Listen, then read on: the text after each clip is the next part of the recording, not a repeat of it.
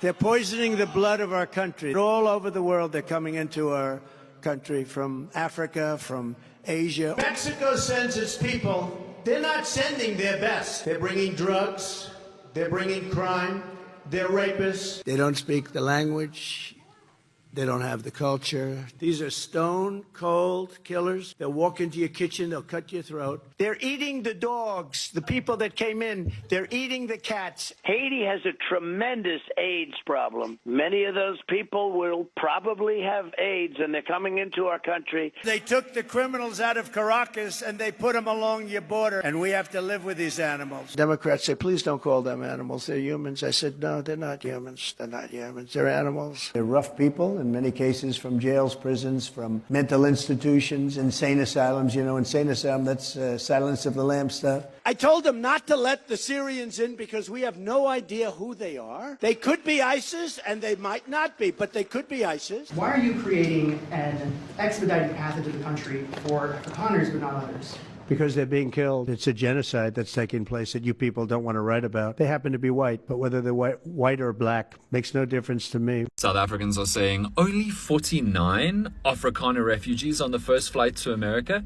Only 49, it's so few. But remember, in 2022, Charlize Theron reported that there were actually only about 44 Afrikaans speakers left in the world, which means they've actually gone up from 44 to 49. They found 5 more. That's an 11% population increase. In just 3 years, the Afrikaner population has exploded. Well done, guys. Welcome. Welcome to the United States of America. It is such an honor for us to receive you here today. This is the land of the free. It makes me so happy to see you with our flag in your hands, and that flag symbolizes liberty for so many of us. Many of us, our families, have had a journey not that different from the journey that you are embarking on today. Any adjustment in life, any change takes a while to get used to, but I want you all to know that you are really welcome here, and that we respect what you have had to deal with these last few years. We respect the long tradition of your people and what you have accomplished over the years, and I am sure that you will be successful. It's, as you know, a lot of you, I think, are farmers, right? When you have quality seeds, you can put them in foreign soil and they will blossom, they will bloom. And we are excited to welcome you here to our country, where we think you will bloom, and we will hopefully allow you to have fulfilling lives for your children, and then we will bloom and we will benefit alongside you. Well, aren't these just the healthiest looking refugees I've ever seen? The most nourished, the most well kept, the cleanest, most well dressed refugees I've ever seen. I've never seen such stunningly healthy, good-looking refugees in my life. Thank God America offered them refuge from South Africa. Thank God. They looked like they could not have even stood another day there. Thank God.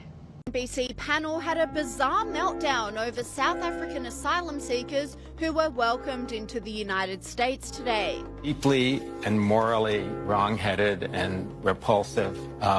These are the descendants of the people who created the most diabolical system of white supremacy in human history, apartheid.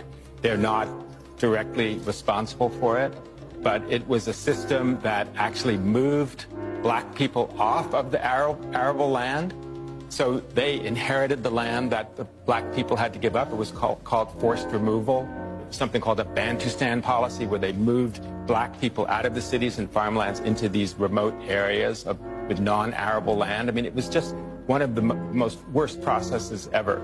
But what has happened in this strange, bizarre world we're living in is that the Afrikaners have become the darling of these right-wing white supremacist movements around the world. He then made the astonishing claim that this group weren't persecuted because only a few South African farmers were murdered.